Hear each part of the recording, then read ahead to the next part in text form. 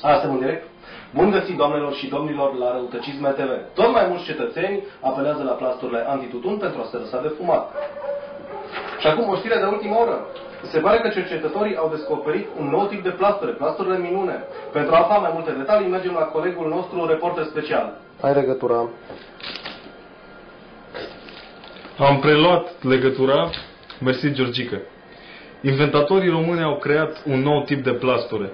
Plasturele antimanele, care se aplică foarte ușor direct pe timpan. Am să vă arăt și cum.